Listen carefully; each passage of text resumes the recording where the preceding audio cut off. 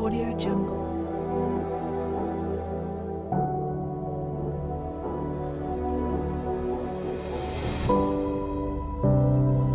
Audio Jungle.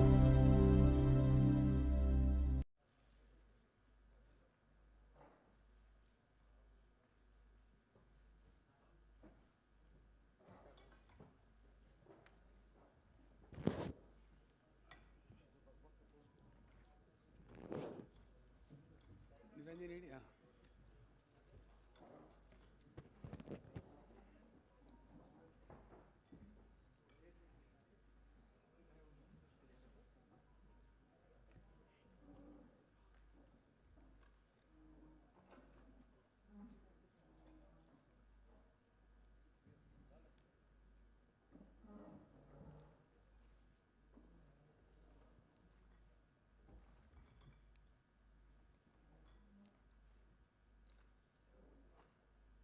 Seven అయిపోయింది కదా.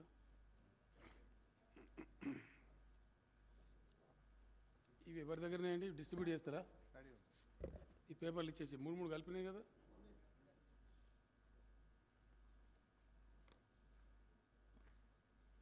అందరికి ఇవ్వాలి తొందరగా. ఇద్దరు ఇవ్వండి, అడిదిక్కలు కాదు, ఇది కలవలేండి. లక్ష్మణ్ మూడు కలిపి ఒక్కడ పెట్టుకోలేదురా బాబు. అది కాదు.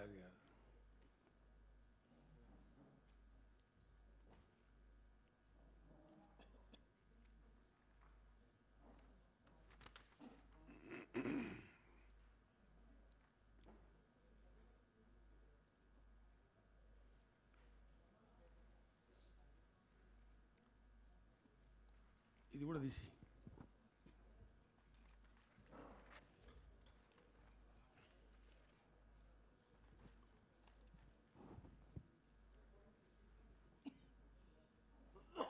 అవి చాలా ఇంపార్టెంట్ మల్లేశంకర్ మేము ఇచ్చేది.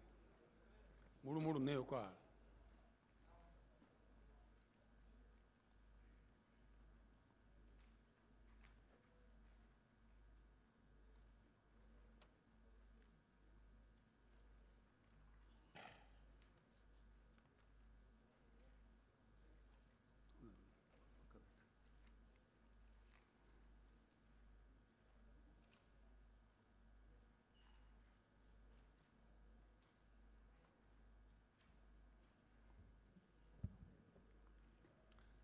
వచ్చేసినాయి కాగితాలు మరి.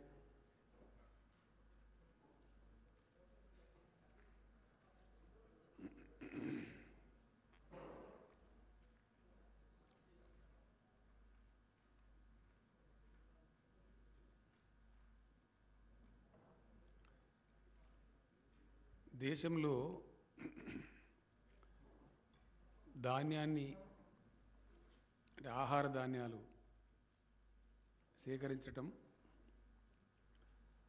సేకరించినటువంటి ధాన్యాన్ని ప్రజా పంపిణీ వ్యవస్థ ద్వారా పేదలకు అందించటం, అట్లాగే దేశ ఆహార భద్రత కోసం బఫర్ స్టాక్స్ నిల్వ చేయటం, దేశాన్ని ఆహార రంగంలో స్వావలంబనంగా ఉంచడం కోసం ఏ దేశమైనా సరే బఫర్ స్టాక్స్ అనేది మెయింటైన్ చేయటం, సేకరించడం. ధాన్యం రెండు రకాలు. ఒకటి ఆహార కొరత ఏర్పడకుండా ఆహార రక్షణ కోసం, ఫుడ్ సెక్యూరిటీ కోసం బఫర్ స్టాక్స్ మెయింటైన్ చేయడం, ప్లస్ ప్రజా పంపిణీ వ్యవస్థకు ఆహార ధాన్యాలు అందించి నిరుపేదలకు అందించటం. ఇది ఫుడ్ సెక్యూరిటీ యాక్ట్ కింద రాజ్యాంగబద్ధంగా కేంద్రం మీద ఉన్నటువంటి బాధ్యత.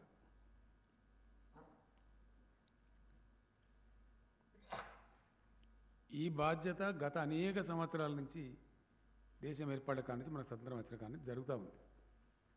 ఇలా కొత్తగా జరగడం లేదు. Nothing knew about it. It's a settled system. ఇప్పుడు ఇక్కడ జరుగుతున్నది ఏంటి అంటే, ఈ భారతీయ జనతా పార్టీ ప్రభుత్వం కేంద్రంలో వచ్చిన కాడి నుంచి వీళ్ళు పూర్తి రైతు వ్యతిరేక విధానాలు అవలంబిస్తూ ఉన్నారు. పూర్తి స్థాయి పేదల వ్యతిరేక విధానాలు అవలంబిస్తూ ఉన్నారు. సామాన్య మధ్యతరగతి ప్రజల యొక్క వ్యతిరేక విధానాలు అవలంబిస్తూ ఉన్నారు. అవి అనేక విధాలుగా మనకు కనపడతా ఉన్నాయి. ఒక రకంగా కాదు. దేశంలో ఇలా మధ్యతరగతి ప్రజలు ఎక్కువ వాడేటువంటి గ్యాస్ ధరల పెంపుని కావచ్చు, సామాన్య ప్రజలు మధ్యతరగతి ప్రజలు వాడే పెట్రోల్ ధరల పెంపు కావచ్చు, ఇట్లా అనేక రంగాల్లో మనకు కనపడతా ఉంది. ఒక రంగం అని కాదు. అట్లాగే ఈ ధాన్యాన్ని ప్రొక్యూర్ చేసి ఆహార భద్రతను పరిరక్షిస్తూ ప్రజా పంపిణీ వ్యవస్థను నడపాల్సినటువంటి కేంద్రం ఈరోజు చాలా దురదృష్టకరంగా తన సామాజిక బాధ్యతను విస్మరించి మేము కొనలేము అని చెప్తున్నారు, నిరాకరిస్తున్నారు. భారతదేశంలో ఉండేటువంటి పరిస్థితి ఏంటంటే కేంద్ర ప్రభుత్వం ఎఫ్సిఐ కోసం ఆహార సేకరణ చేస్తే, అంటే ఫుడ్ గ్రెయిన్స్ ప్రొక్యూర్మెంట్ చేస్తే, రాష్ట్రాలు తమ బాధ్యతగా ప్రొక్యూర్మెంట్ సెంటర్లు ఓపెన్ చేసి సేకరించి వాటికి అప్పగిస్తాయి. ఇది జనరల్గా దేశవ్యాప్తంగా ఏ రాష్ట్రంలో అయినా సరే జరిగే వ్యవహారం, జరిగే తతంగం. అందులో మరి ప్రధానంగా అది బియ్యం కావచ్చు, గోధుమలు కావచ్చు, రెండే ప్రధానమైనటువంటి సేకరణ చేస్తుంది ఎఫ్సిఐ. ఎందుకంటే మన దేశంలో అయితే రొట్టె తింటారు, లేకపోతే అన్నం తింటారు. మేజర్గా తినేటువంటి తిండి అయితే రొట్టె రూపంలో తింటారు, లేకపోతే అన్నం రూపంలో తింటారు. కాబట్టి సేకరణ చేసేది ఏంది ఎఫ్సిఐ అంటే ఈ రెండే ప్రధానంగా.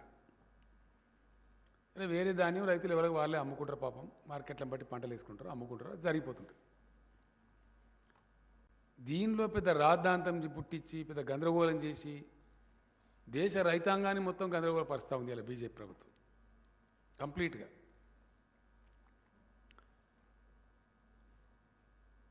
ఇంత చిన్న విషయం ఎందుకంటే ఇప్పుడు సపోజ్ ఫర్ ఎగ్జాంపుల్ ఇది ఎట్లా ఉంటుందంటే చాలా సులభమైనటువంటి విషయం. లక్షల కోట్ల రూపాయల బడ్జెట్ కలిగి ఉండి 140 కోట్ల మందికి ప్రాతినిధ్యం వహించేటువంటి కేంద్ర ప్రభుత్వం ఒక చిల్లర కొట్టు షావుకారులాగా మాట్లాడకూడదు, కిరాణా షాప్ లాగా మాట్లాడకూడదు. అది కేంద్ర ప్రభుత్వానికి ఔన్నత్యం కాదు. ఎట్లా అంటే ప్రతి విషయంలో నువ్వు లాభ నష్టాలు బేరీజు వేసుకొని మాట్లాడతావా? అప్పుడు నువ్వు ప్రభుత్వం ఎట్లయితే నాకు అర్థం కాదు. ప్రభుత్వంగా సమాజం పట్ల we have a social responsibility. ఏ ప్రభుత్వం అన్నా కానీ ఇప్పుడు ప్రజా పంపిణీ వ్యవస్థ ఉంది, ఇట్స్ ఏ సోషల్ రెస్పాన్సిబిలిటీ. అట్లానే ఆహార భద్రత, దేశ ఆహార భద్రత is also a social responsibility. దాని నిర్వహణలో భాగంగా కేంద్ర ప్రభుత్వానికి ఎప్పుడన్నా అనుకోకుండా ఏదైనా కారణం చేత కొంచెం నిల్వలు పెరిగినాయి అనుకో, దానికి ఆల్టర్నేటివ్స్ ఆలోచించే శక్తి కూడా కేంద్రానికి ఉంటుంది. ఆ కేంద్రమే ఆ బాధ్యత నిర్వర్తించాలి. ఆ ప్రాసెస్లో ఒక 30,000 కోట్లు, 40,000 కోట్లు, 50,000 కోట్లు, పోను 1,00,000 కోట్లు నష్టం వస్తే కేంద్రం భరాయించాలా? ఇవి చిల్లర కొట్టు కాదు కదా, నాకు అర్థం కాదు. ఆ ప్రాసెస్లో ఒకవేళ ఏదైనా కొంత స్టాప్ గ్యాప్ అరేంజ్మెంట్లో కొద్ది గ్యాప్ వస్తే కేంద్రం షుడ్ బేర్ దట్.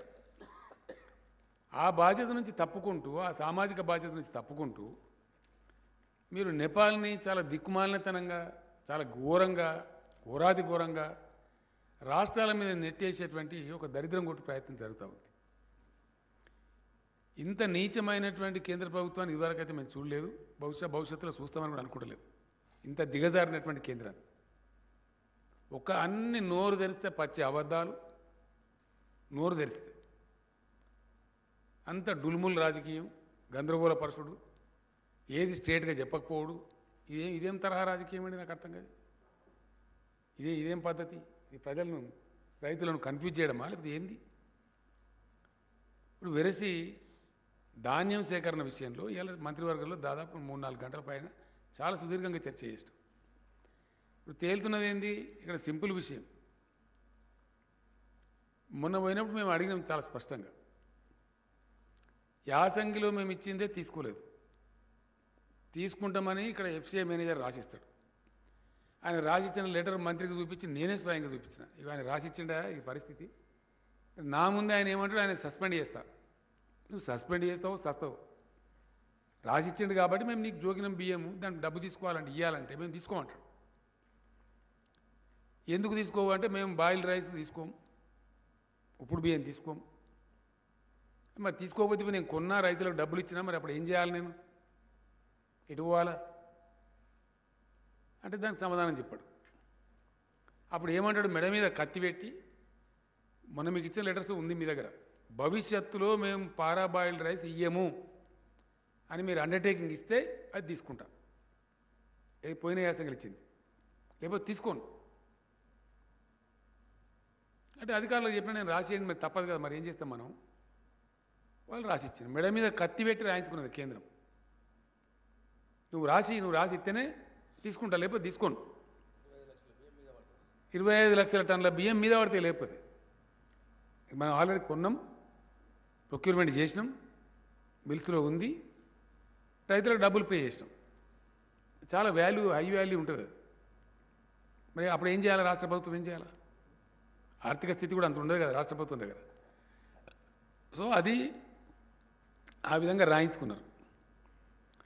తర్వాత మేము పోయినప్పుడు కూడా, నేను స్వయంగా వెళ్ళినప్పుడు కూడా ఆయన చాలా స్పష్టంగా చెప్పిండు కేంద్ర మంత్రి నాకు, మేము బాయిల్డ్ రైస్ ఒక గింజ కూడా తీసుకోము.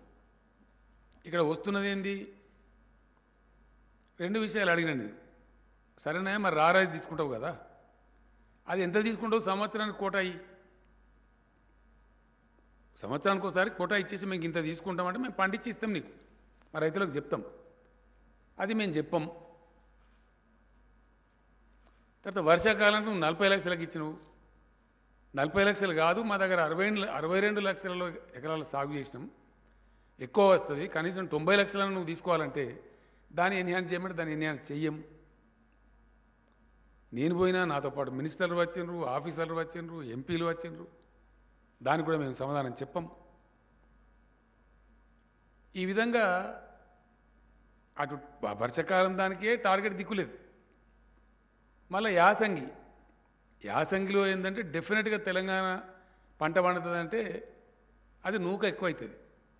తెలంగాణలో ఉండే వాతావరణ పరిస్థితులను బట్టి కోతలు వచ్చేది మార్చి లాస్ట్ వీక్ తర్వాతనే వస్తాయి కాబట్టి ఖచ్చితంగా 35 డిగ్రీలు ఎండ దాటి ఉంటుంది. 35 డిగ్రీలు దాటితే నూక ఎక్కువైతుంది. దానిలో ఉన్న బ్రహ్మ పదార్థం ఏం లేదు, వీళ్ళు ఆడుతున్న లంగనాటకం ఇలా బయట పడాలి. ఏమున్న దానిలో, యాసంగిలో తెలంగాణలో వడ్లు పండితే నూక శాతం ఎక్కువ వస్తుంది. అంటే మామూలుగా వర్షాకాలంలో వండే బియ్యమేమో 67 కిలోలు వస్తుంది, అదే యాసంగిలో వండే వాటికి 67 కిలోలు రాదు, 35 కిలోలే వస్తుంది. ఆ నష్టం ఎవరు భరించాలా? రైతు భరించలేడు పాపం, ఆయన పెట్టుబడి పెడతాడు, పండిస్తాడు, తెస్తాడు. మిల్లర్ అంటాడు, సార్ నేను అట్లా పండితే నా మిల్లు అమ్ముకోవాలి, నేనేం చేయాలి, మిల్లర్ అంటాడు. మరి ఎవరు భరించాలా? దానికోసంగా ఏం చేసిండ్రు అంటే బాయిల్డ్ చేసి అమ్మితే కరెక్ట్గా వస్తుంది, నూక కాదు అని బాయిల్ చేసి అమ్మటం అనేది మొదలుపెట్టారు. అప్పటి నుంచే పారాబాయిల్ రైస్ మిల్స్ వచ్చింది. ఎఫ్సిఐ వాళ్ళే చెప్పి ఎఫ్సిఐ వాళ్ళే చేయించారు, ఎంకరేజ్ చేసిండ్రు, ఈ టెక్నాలజీ వాడండి, బాయిల్ రైస్ పెట్టండి అని చెప్తే మిల్లర్స్ పెట్టుకున్నారు, పాపం వాళ్ళు చేస్తున్నారు, జరుగుతుంది. లాస్ట్ ఇయర్ దాకా తీసుకుంటామని చెప్పి సతాయించారు, మళ్ళీ వారి భవిష్యత్తులో ఏమైనా రాపించుకున్నారు, ఇవన్నీ చేసిండ్రు, అది జరిగిపోయింది. ఇప్పుడు సడన్గా ఒక గింజ కూడా, 1 కిలో కూడా మేము బాయిల్డ్ రైస్ తీసుకోము, మీరు రాసియండి అని మెడ మీద కత్తి పెట్టేమో రాయించుకోవాలి, అంతే కదా.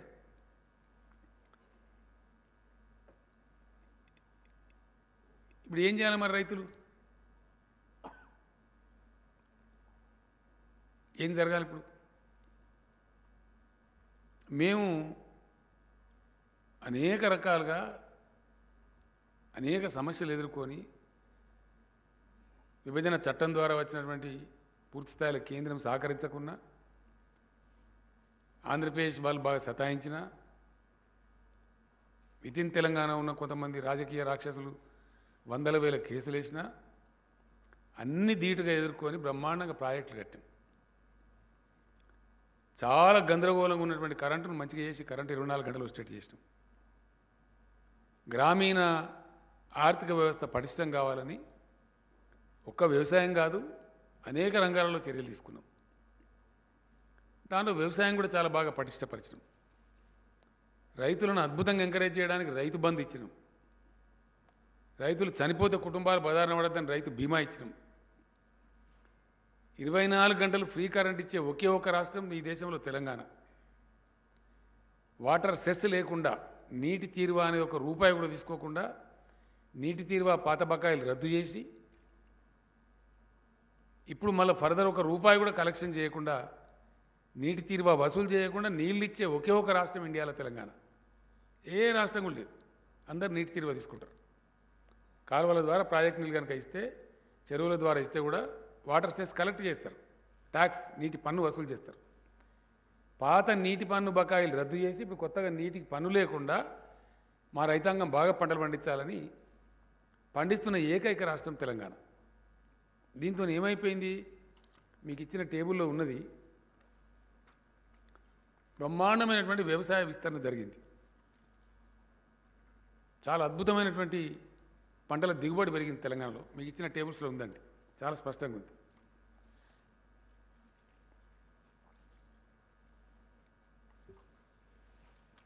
మేము గతానికి ఇప్పటికి కంపారిజన్ కూడా ఇచ్చాం మీకు. గత 10 ఏళ్లలో తెలంగాణ రాకముందున్న 10 ఏళ్లలో అప్పుడున్న కాంగ్రెస్ గవర్నమెంట్లో ఎంత యావరేజ్ ఉంది, paddy area in lakh acres average. అప్పుడు ఆ 10 ఏళ్లలో యావరేజ్ 49.27 లక్షలు ఉంటే ఇప్పుడు 7 ఏళ్లలోనే 104.23 లక్షల ఎకరాలు సాగైతా ఉంది విస్తీర్ణం. మీ టేబుల్ చూస్తే మీకు అర్థమవుతుంది. మీకు చాలా స్పష్టంగా ఇచ్చినాం మేము. ఈ టేబుల్, రెండవ టేబుల్లో ప్యాడీ ప్రొక్యూర్మెంట్ అంటే ధాన్యం సేకరణ 2004 నుంచి 2013-14 దాకా అంటే తెలంగాణ వచ్చేదాకా ఇంకో టేబుల్లో ఉంది మీకు ఇచ్చిన దానిలో. ఆ 10 సంవత్సరాలలో యావరేజ్ పర్ యానం ఎంత ధాన్యం సేకరించారు వరి ధాన్యం అంటే 10.09 ల్యాక్స్, 10 లక్షల టన్నులు సేకరించారు సంవత్సరానికి. ఇవాళ తెలంగాణ వచ్చిన తర్వాత 7 ఏళ్లలో, 10 ఏళ్ళు కాలే, మాది ఇంకా 3 ఏళ్ళు కావాలి, 7 సంవత్సరాలలో తెలంగాణ సేకరించే యావరేజ్ ధాన్యం 69.38 లక్షలు. ఇది నా లెక్క కాదండి, ఇది మొత్తం గవర్నమెంట్ స్టాటిస్టిక్స్. ఈ 10 ఏళ్ళ లెక్క కూడా వ్యవసాయ శాఖ స్టాటిస్టిక్సే. మీరు ఎవరిని అడిగినా ఇస్తారు. ఇది డిపార్ట్మెంట్ లెక్క, ఇది కాకి లెక్క కాదు. ఎఫ్సిఐ దగ్గర ఉంటుంది, గవర్నమెంట్ ఆఫ్ ఇండియా దగ్గర ఉంటుంది, గవర్నమెంట్ తెలంగాణ దగ్గర ఉంటుంది. యావరేజ్ 2004-05 నుంచి 13-14 దాకా 10 ఏళ్లలో 10.09 ల్యాక్స్ ఉంటే ఈ 7 ఏళ్లలో యావరేజ్ ధాన్యం సేకరణ వచ్చి 69.3 లక్షలు. హైయెస్ట్ ప్రొక్యూర్మెంట్ అయింది last year 141.08 lakh metric tonnes. అది కూడా ఇచ్చినాం మీకు ఇక్కడ. 1,41 lakh మెట్రిక్ టన్స్ ధాన్యం సేకరించారు. ఇది ఎట్లా సాధ్యమైంది ఇది అంటే, మొదటి సంవత్సరం చూడండి 15లో కరువు ఉన్నది, కరెంట్ బాగా లేదు, అప్పటికి ఇంకా బాగా గాలే. 14-15 మీరు చూడండి, చూస్తే మీకు ఇచ్చిన టేబుల్లో మేమేమి వేరే చెప్పలేదు, జరిగిన యాక్చువల్ ఫిగర్స్ ఇవి. కారణం ఏంటంటే మేము కొత్తగా వచ్చిన గవర్నమెంట్కి అప్పుడప్పుడే సర్దుబాటు చేస్తున్నాం. మీ టేబుల్ చూస్తే మీకు క్లియర్గా అర్థమవుతుంది. ఈ చివరికి వచ్చేటప్పటికి ఎట్లెట్లా కరెంటు మంచిగా అవ్వకుండా వచ్చిందో, ఎట్లెట్లా ప్రాజెక్టులు కంప్లీట్ అయినాయో, ఎట్లెట్లా మిషన్ కాకతీయ కంప్లీట్ అయిందో, పవర్ స్టెబిలైజ్ అయ్యి బోర్లలో అండర్గ్రౌండ్ వాటర్ పెరిగిందో, అట్లా క్రాప్ పెరుగుతూ వచ్చింది. అటు చెరువుల ద్వారా కావచ్చు, బోర్ల ద్వారా కావచ్చు, ప్రాజెక్టుల ద్వారా, కాలువల ద్వారా కావచ్చు, క్రమంగా పెరుగుతూ వచ్చి లాస్ట్ ఇయర్కి వచ్చేటప్పటికి భయంకరంగా పెరిగింది. ఒక 140 అంటే 1,41,00,000 టన్నులు ఉత్పత్తి చేసింది తెలంగాణ. ఇది మీకు జీర్ణం కాక, మీకు అర్థం కాక, మీకు తెలివితేటలు లేక, మీకు నిర్వహణ సామర్థ్యం లేక అన్ని అరాకిరి మాటలు మాట్లాడుకుంటూ చాలా దిక్కుమాలిన మాటలు మాట్లాడుతూ ఉన్నారు. చాలా తప్పు అది. అందుకే ఇలా మేము పార్లమెంట్లో నిలదీస్తూ ఉన్నాం, లోక్సభలో అలా సమాధానం లేదు. టీఆర్ఎస్ పార్లమెంట్ సభ్యులు ప్లకార్డులు పట్టుకొని నిలదీస్తూ ఉన్నారు ఢిల్లీలో, దాని మీద జవాబు లేదు. మేము అడిగితే కూడా బాయిల్డ్ రైస్ కొనం. మరి తెలంగాణలో వచ్చేదే బాయిల్డ్ రైస్. బాయిల్ చేయకపోతే వచ్చేది ఓన్లీ 50%. బాయిల్ చేయనప్పుడు వచ్చేది ఎంత? 50% రా రైస్ అంటే. కానీ ఉల్టా పల్టా మాట్లాడి మేము బియ్యం కొనమన్నామా అని కేంద్ర మంత్రి కిషన్ రెడ్డి మాట్లాడతారు. బ్యాడ్ లక్ ఏంటంటే, దురదృష్టం ఏంటంటే, చాలా దుర్మార్గమైనటువంటి పద్ధతి. చాలా అంటే చాలా దుర్మార్గమైన పద్ధతి. ఒక రాష్ట్రానికి కేంద్రంలో ఒక మంత్రి ఉన్నాడంటే రాష్ట్ర ప్రజలు సంతోషపడతారు. అరే అట్టెట్లా కొనారు బై, కొనాలి, మా రాష్ట్రంలో గట్లనే పండుతుందా, మా యాసంగిలు ఇప్పుడు మాకు బాయిల్ రైస్ అవుతుంది, తీసుకోవాలి అని చెప్తే సిపాయి కిషన్ రెడ్డి ఎట్లన్నా చేసి నేను కొనిపిస్తా అని చెప్తే సిపాయి కిషన్ రెడ్డి అంతే కదా. కొనము కొనము అని చెప్పి రెండా కేంద్ర మంత్రి కావన్నా తెలంగాణకు, నాకు అర్థం కాదు. శాతగాని దద్దమ్మ, ఐఎమ్ వెరీ సారీ. ఏం మాట్లాడుతున్నాడు అతను? ఒక ఉన్మాదిలాగా మాట్లాడుతున్నాడు. I blame definitely. నీకు దమ్ముంటే నువ్వు ఏ ప్రభుత్వంలో మంత్రి ఉన్నావో కొనిపి బాయిల్డ్ రైస్ తెలంగాణ నుంచి వస్తుంది. బాయిల్డ్ రైసే వస్తుందండి, 35 degrees టెంపరేచర్లో పడుతుంది మా పంట, కొనండి అని చెప్పు. అది శాత కాదు నీకు. ఏం దిక్కుమాలిన పాలసీ మీది? మీ చేతగాంతనాన్ని మంది మీద రుద్దుతారా? మీది రైతు హంతక ప్రభుత్వం. దిక్కుమాలిన చట్టాలు తెచ్చి మీ ప్రధానమంత్రి క్షమాపణ చెప్పిండి ఇలా రైతుల మొత్తం భారతదేశ రైతాంగానికి. ఎందుకు చెప్పిన క్షమాపణ నాకు అర్థం కాదు. 750 మంది రైతులను పొట్టన పెట్టుకున్న హంతకుల పార్టీ మీది. మీకు మాట్లాడతారా మీరు? మీది రైతు రాబందు పార్టీ. వాస్తవం కాదా? 750 మంది చచ్చిపోలేదా? 13 నెలలు పాపం వాళ్ళు కరోనాలో, ఎండలో, వానలో, చలిలో ఆడ చస్తే వాళ్ళని ఆందోళన జీవులని అవమానపరిచి ఇష్టం వచ్చిన నోటికొచ్చిన కారు కూతలు తిట్టి కొట్టి చంపమని హర్యానా ముఖ్యమంత్రి చెప్పి కార్లు ఎక్కించి తొక్కించి చంపి చివరికి క్షమాపణ చెప్పింది మీరు. మళ్ళీ సిగ్గు లేకుండా మాట్లాడుతుండే అలా. మేము రైతు బంధువులం, మేము చేయలే. నాశనం అయిపోయినటువంటి చెరువులన్నీ బాగా చేయలే. కనబడతలేవా? దా, ఏ ఊరికి వస్తావు? ప్రాజెక్టు మేము కట్టలే, కనబడతలేవా? ఇలా స్టెబిలైజ్ కాలేదు ఆయకట్టు. ఆన్గోయింగ్ ప్రాజెక్టులను మేము కంప్లీట్ చేయలే. ఎవరు కంప్లీట్ చేసినారు? ఎల్లంపల్లి ప్రాజెక్ట్ ఎవరు కంప్లీట్ చేశారు? మిడ్ మానేర్ ప్రాజెక్ట్ ఎవరు కంప్లీట్ చేశారు? నెట్టెంపాడు, కల్వకుర్తి, భీమా, కోయిల్ సాగర్ ఎవరు కంప్లీట్ చేసిండ్రు? దశాబ్దాల తరబడి పెండింగ్ ఉన్నాయి. దేవాదుల ప్రాజెక్ట్ ఎవరు కంప్లీట్ చేసిండ్రు? ఇవన్నీ కాకుండా అడ్డగోలుగా మాట్లాడతాము, రాజకీయాలు చిల్లర రాజకీయాలు మాట్లాడతామని చిల్లర లూజ్ మాటలు. ఇంకా ఎంత చీప్గా అంటే ఇది మరీ దరిద్రం. పెట్రోల్ డీజిల్ రేట్లు పెంచింది ఎవరండి దేశంలో? నరేంద్ర మోడీ ప్రభుత్వం కాదా? ఈ కిషన్ రెడ్డి మంత్రి ఉన్న ప్రభుత్వం కాదా? అప్పుడు క్రూడాయిల్ ధర ఎంత, ఇవాళ క్రూడాయిల్ ధర ఎంత? క్రూడాయిల్ ధర తగ్గినాక కూడా మీరు అబద్ధాలు చెప్పి మోసం చేసి దేశాన్ని డీజిల్ ధర పెంచుతారు. పెంచిన తదుపరి రాష్ట్రం వేడ తగ్గిస్తారని ధర్నా చేస్తారు. మరి సిగ్గుందా మీకు? ఇజ్జతమానం ఏమైనా ఉందా? ఇంత అమాయకుల ప్రజలు గొర్రెలా?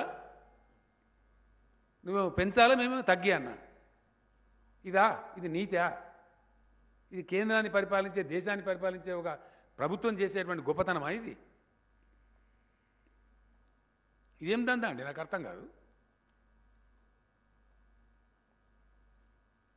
డెఫినెట్గా వీళ్ళు ముంచేటోళ్ళు తప్ప మంచి చేసేటోళ్ళు కాదు, తేలిపోయింది ఇప్పుడు.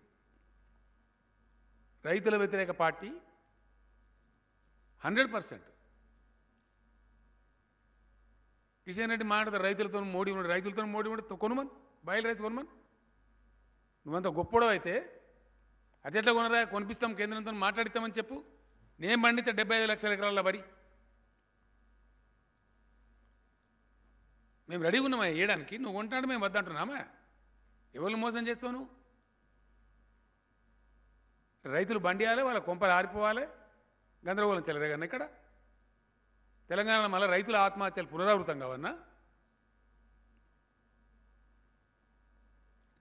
ఇది చాలా భరించరానటువంటి మాటలు ఇవ్వాలి అతను మాట్లాడి. ఇలా అగ్రికల్చర్ పాలసీ నీకు ఎరక తోక. అగ్రికల్చర్ పాలసీ మాకెందుకు లేదు? అగ్రికల్చర్ పాలసీ బ్రహ్మాండ.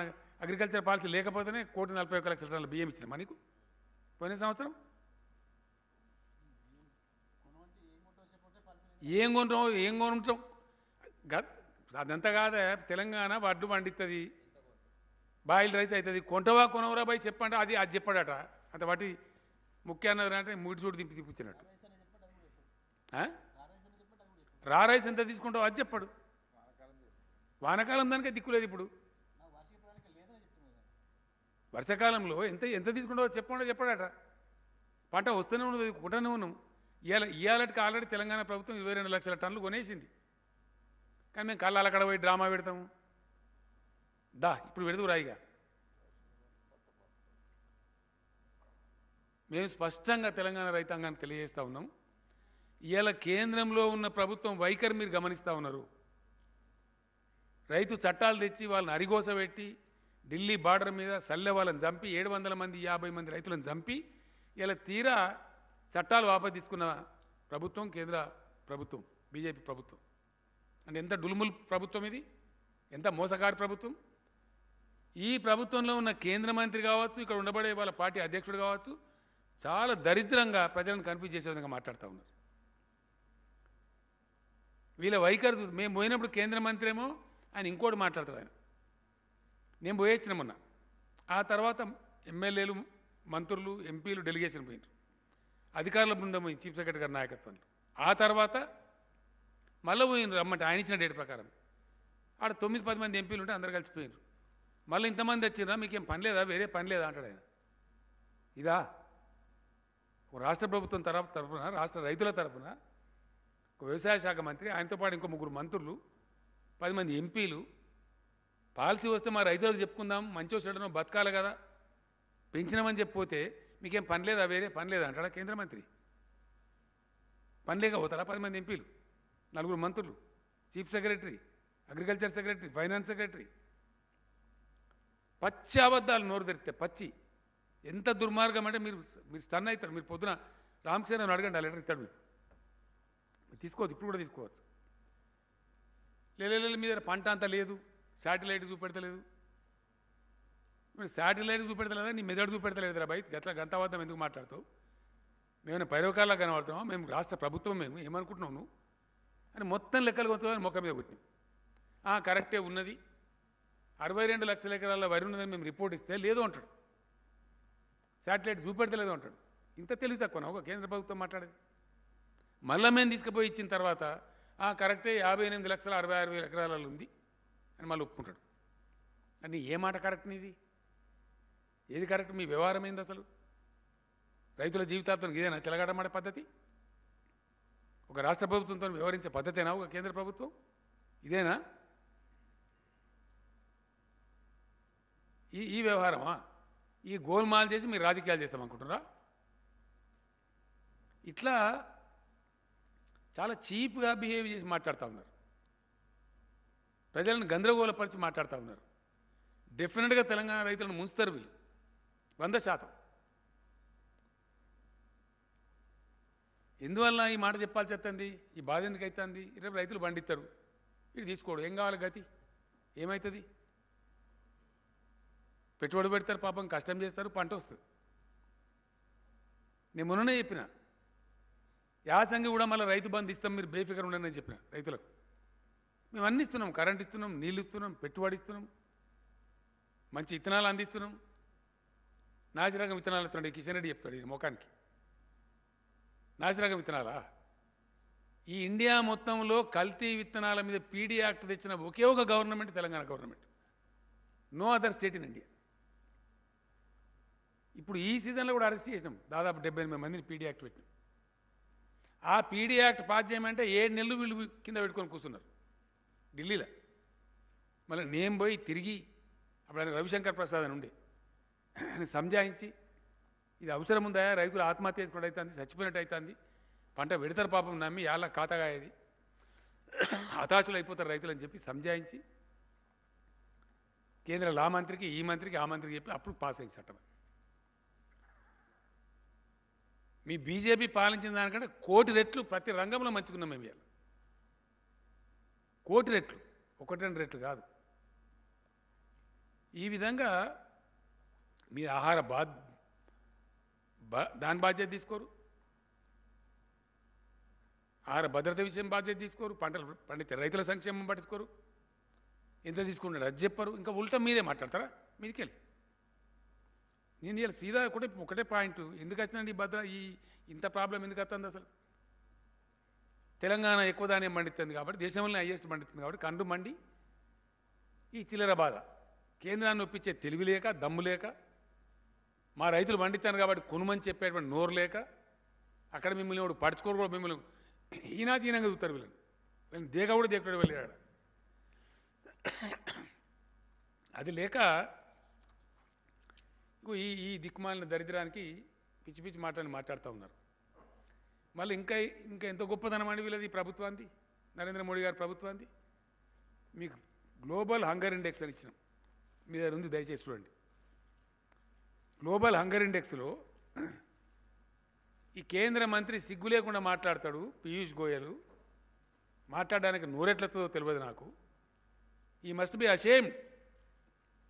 గ్లోబల్ ఇండెక్స్, హంగర్ ఇండెక్స్ అంటే ప్రపంచ ఆకలి సూచిక ఇది. ఇది ఏం చూపెడుతుంది? 116 దేశాలను సర్వే చేస్తే ఇండియా స్థానం 101.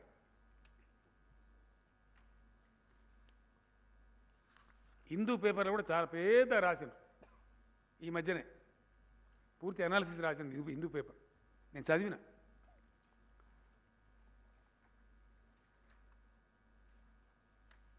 ఇక్కడ ఇంకా దరిద్రం ఏంటంటే, మీకు ఏమైనా సిగ్గుంటే ఇప్పటికైనా కళ్ళు తెరవండి కిషన్ రెడ్డి గారు, పీయూష్ గోయల్ గారు అని చెప్తా ఉన్నాను నేను. సిగ్గు లజ్జ ఏమని ఉంటే, గ్లోబల్ హంగర్ ఇండెక్స్లో మన స్థానం 101. ఇలా పాకిస్తాన్ స్థానం ఎంతుందా? పాకిస్తాన్ యొక్క ర్యాంకు 92, బంగ్లాదేశ్ను నేపాల్ 76. ఇది మన బతుకు. పాకిస్తాన్ బంగ్లాదేశ్ ర్యాంక్ ఏమో 76, పాకిస్తాన్ కాదు మన బంగ్లాదేశ్ నేపాల్ ర్యాంకు 76, పాకిస్తాన్ ర్యాంక్ ఏమో 92, మన బతికేమో 101. ఇది గ్లోబల్ హంగర్ ఇండెక్స్. మీరు మాట్లాడతారు మా దగ్గర నిల్వలు ఎక్కువైనాయి, అవసరం లేదు, స్టాక్స్ పైలైనాయి అంటే ఏదన్నట్టు ఇది? అప్పట్లో విప్లవ కవి రాసిండు, అన్నపు రాసులు ఒకవైపు, ఆకలి కేకలు ఇంకోవైపు. అది అట్లే ఉంది కదా కథ. నీకు సామాజిక బాధ్యత ఉంటే ధాన్యం తీసుకొని పెంచు, ఆకలిని బిడ్డలకు మంచు, ఫ్రీ రైస్ డిస్ట్రిబ్యూట్ చేయి, అక్కడనేమో అవాయిడ్ చేస్తావు. గ్లోబల్ హంగర్ ఇండెక్స్ వాస్తవమా కాదా? ఇది ప్రతి సంవత్సరం వస్తుందా రాదా? అన్ని దేశాలకు వస్తుందా రాదా? ఇంకా ఇంకా సిగ్గుపోయే స్థానం ఏంటంటే, ఈ ఘనత వహించిన కిషన్ రెడ్డి బాగా మాట్లాడియాల. వీళ్ళ ఘనత వహించిన పరిపాలనలో మీకు లాస్ట్ పేజీలో ఉంది ఇండెక్స్.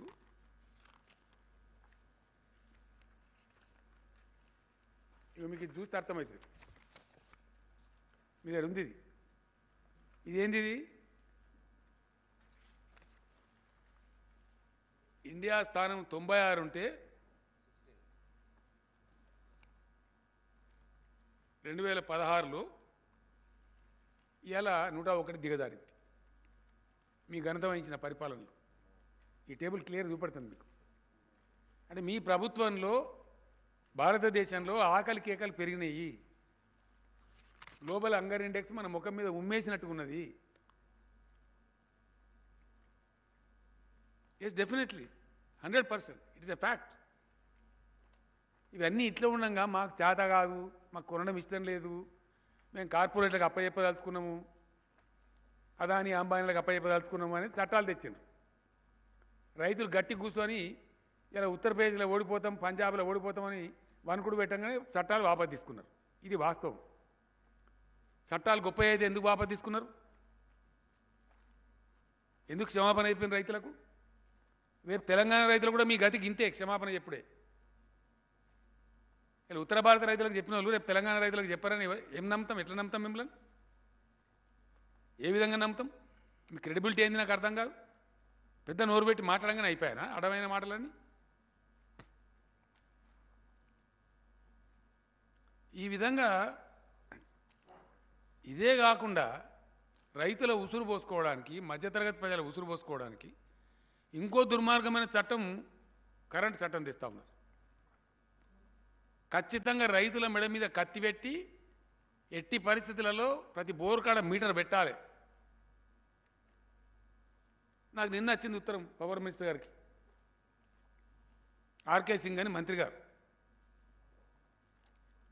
విద్యుత్ సంస్కరణల మీద మాట్లాడాలి, ముఖ్యమంత్రి గారితో నాకు సమావేశం ఏర్పాటు చేయండి అని వచ్చింది ఉత్తరం వచ్చింది. ఇప్పుడు సంస్కరణ అంటే ఏంటంటే ప్రతి బోరుకు మీటర్ పెట్టానట, ఖచ్చితంగా పెట్టకపోతే రాష్ట్రానికి వచ్చే అప్పులు కట్ చేస్తారట. రాష్ట్రం మీద కత్తి పెట్టి రాష్ట్రాల హక్కులు అధికారాలు హరించి మొత్తం పవర్ మీద పెత్తనం అంతా కేంద్రం తీసుకుంటుందట కరెంటు మీద.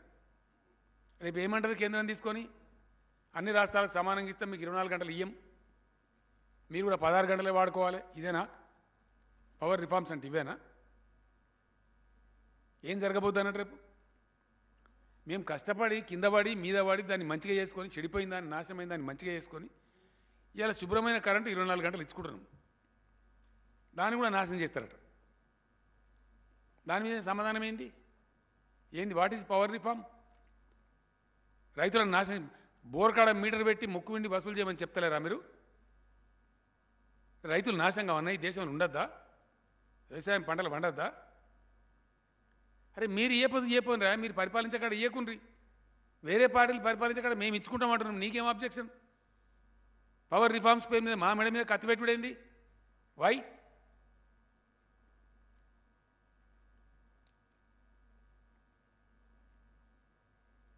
ఏంది అది కూడా ఉందిగా, అది చాలా పెద్ద కథ.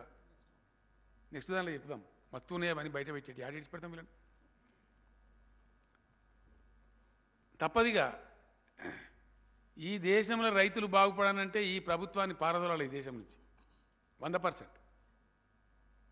We have to fight A battle. సామాన్య ప్రజలు, పేద ప్రజలు, రైతులు వాళ్ళకి రక్షణ రావాలంటే ఈ దుర్మార్గమైన బీజేపీ పరిపాలన పోవాలి ఈ దేశం నుంచి 100%. ఏం వైఖరండి ఇది? నాకు అర్థం కాదు. మేము పెంచుతాం డీజిల్ ప్రైజు, మళ్ళీ బదాల్లో మేమే లొల్లి పెడతాం. ఇంత మాయం వచ్చిందిరా ఉంటుందా? ఇంతకన్నా దుర్మార్గం ఉంటుందా? మేము వడ్లు కొనము, అయినా గొడవ పెడతాం. ఒరేమ్మా కొన అంటున్నావు నువ్వే, నిరాకరిస్తున్నావు నువ్వే, మా పాలసీ మారిందని చెప్తావు నువ్వే, బాయిల్డ్ రైస్ కిలో కూడా కొన అంటావు నువ్వే, మళ్ళీ కళ్ళాల కడ పోయి నువ్వే వేసామేస్తావా? ఇదేం కథనండి? ప్రపంచం లెక్కలేదు ఇది. ఎక్కడ ఉంటుందా ఇటువంటి కథ? పనికి మాలిన చట్టాలు తెచ్చేది నువ్వే, రైతులకు క్షమాపణ చెప్పేది నువ్వే, 750 మంది రైతుల సావులకు కారణం నువ్వే, వాళ్ళకు రూపాయి పరిహారం అంటే ఇస్తే ఇవ్వమంటే ఇస్తలేవేంది? నాకు అర్థం కాదు. అంటే ఈ విధంగా ఎవరు మోసం చేస్తారు నాకు అర్థం కాదు. ఎన్ని రోజులు మోసం చేస్తారు ఈ దేశాన్ని మీరు? మళ్ళీ మీ పర్ఫార్మెన్స్ గొప్పగా ఉందా అంటే 80 లక్షల కోట్ల అప్పులు చేసిండ్రు. దేశంలో పేదరికం పెరిగింది లాస్ట్ 2 ఇయర్స్లో. అవి కూడా ఉన్నాయి ఇండెక్స్లు. ఇంకా రేపటి ఇస్తాను మీకు నేను. దేశంలో గత 2 ఏళ్లలో భయంకరమైన పేదరికం పెరిగింది. దేశం యొక్క అప్పులు 80 లక్షల కోట్లు, వీళ్ళ హయాంలో చేసిన 80 లక్షల కోట్లు, మొత్తం 1,30,00,000 కోట్లు ఉన్నాయి. పాత 50 లక్షలు ఉంటే వీళ్ళు 80 లక్షలు చేశారు. మరి ఏం ఉద్ధరించారు మీరు? మీరు ఎవరికి కిరీటం పెట్టినరు? గత 7 ఏళ్లలో నరేంద్ర మోడీ ప్రభుత్వం ఈ దేశ ప్రజలకు చేసింది ఏ రంగంలో? మీరు సాధించిన ప్రగతి ఏంది? దమ్ముంటే గది చెప్పు. ఏంటంటే మేము కూడా శబాష్ అంటాం. ఏ రంగంలో చేశానండి? పేదల కోసం ఏమైనా చేశారా మీరు? దళితులకు చేసినరా, గిరిజనులకు చేసినరా, బీసీలకు చేసినరా, మహిళలకు చేసినరా, రైతులకు చేసినరా, నిరుద్యోగ యువకులకు చేసినరా? ఎవరికి చేసిన మీరు? నాకు అర్థం కాదు. మీరు చేసిన వెల్ఫేర్ ఏంది? మీరు చేసిన గొప్పతనం ఏంది? ఈ దేశాన్ని మీరు ఉరగబెట్టింది ఏంది? దేశం ఆకలి ఇండెక్స్లో 101 స్థానాన్ని తీసుకొని పోయినారు. దేశంలో పేదరికాన్ని పెంచిండ్రు. దేశంలో రైతుల ఆత్మహత్యలకు కారణమవుతున్నారు. 750 మంది రైతులను పుట్టన పెట్టుకున్నారు. ఇది మీరు చేసిన దేశంలో. ఇంకా మిమ్మల్ని నిట్నే ఆలోచిస్తే మత పిచ్చి లేపి దేశానికి ఖచ్చితంగా దేశంలో విభజన రాజకీయాలు తెస్తున్నారు. ఈ దేశాన్ని రావణ కాష్టం చేస్తారు ఖచ్చితంగా వీళ్ళు. ఏమవుతుందంటే రేపు ఫలితం? మంచో చెడ్డనో అనేక దేశాలలో, అనేక సమాజాలు, అనేక మతాలలో కలిసి బతుకుతుంది ఇండియాలో. You are totally destroying the eco of India. Yes, Telangana రాష్ట్ర ప్రజానికం కూడా ఆలోచించాలి. ఇవాళ అద్భుతమైనటువంటి ఐటీ ఇండస్ట్రీ వస్తూ ఉంది, అద్భుతమైన పరిశ్రమల పెట్టుబడులు వస్తూ ఉన్నాయి. ఒక ఇండియా టుడే సర్వేలో వాళ్ళే చెప్పిండ్రు ఆర్థికంగా పటిష్టపడతా ఉంది తెలంగాణ. నంబర్ 1 ఉంది. As far as economy is concern, India Today ఇచ్చిన rating number 1 in the country. ఇది తెలంగాణ సోషల్ ఈకో మంచిగా ఉంటే, బ్యాలెన్స్గా ఉంటే, శాంతియుతంగా ఉంటే ఇది సాధ్యమవుతుంది. రేపు పొద్దున మతాల మధ్య పంచాయతీ పెట్టి, పొద్దున్న లేతే మత కల్లోలాలు పెట్టి, కర్ఫ్యూలు పెట్టి, లాఠీ చార్జీలు పెట్టి, ఫైరింగ్లు పెట్టి ఉంటుందా ఈ పరిస్థితి? I request the intellectual community of Telangana, please think. Are we here to accept that bloody BJP to destroy the echo of Hyderabad, echo of Telangana? Is it desirable to destroy the whole state's economy? But for silly divisive politics? ఇదా ఈ దేశానికి కావాల్సింది? I'm sorry. No, we will fight to any extent. 100%, come what may. దేశాన్ని మొత్తం నాశనం చేస్తాం.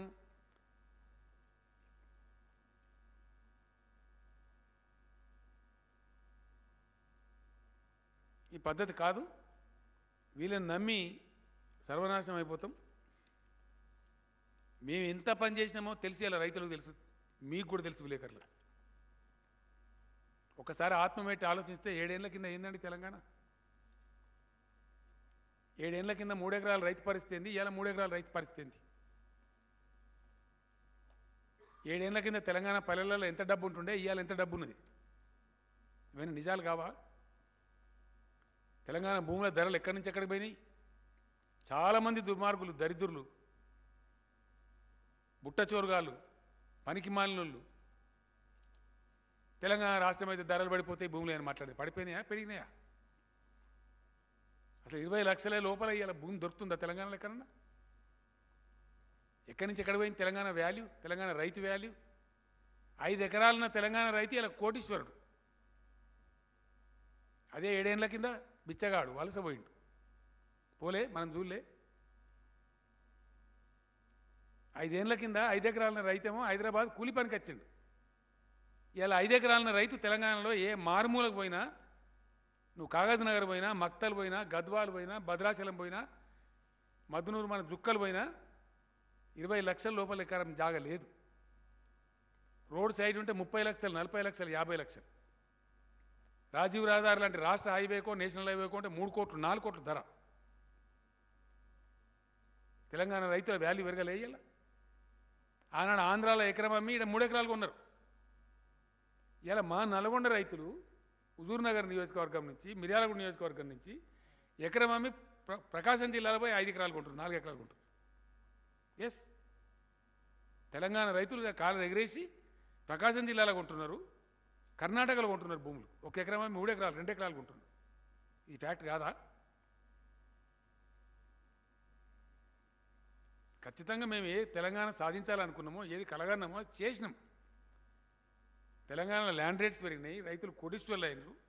ఒక పల్లెలో కోటాను కోట్లు ఉంటున్నాయి. ఇవాళ నాకు ఒక ఫ్రెండ్ వచ్చి చెప్పింది, సార్ ఇవాళ మా ఊళ్ళో 6 కోట్ల రూపాయలని బ్యాంకులలో, మీరు కొన్న పంట ధాన్యం డబ్బు వచ్చింది, ప్లస్ మీరు వేసిన రైతు బంధు డబ్బులు వచ్చినాయి, 2 జమ అయినాయి సార్. మేము మేనేజర్ల దగ్గర పోయి ఆడితే పోయిన పంటలో చెప్పిండి నాకు. మేనేజర్ యాసంగి ధాన్యం కొన్నాం, డబ్బులు వేసినాం, వర్షాకాలం రైతు బంధు వేసినాం. 2 కలిస్తే మా ఊరు బ్యాంక్స్లో సార్ మా ఊరు రైతుల డబ్బు 6 కోట్ల రూపాయలు ఉంది.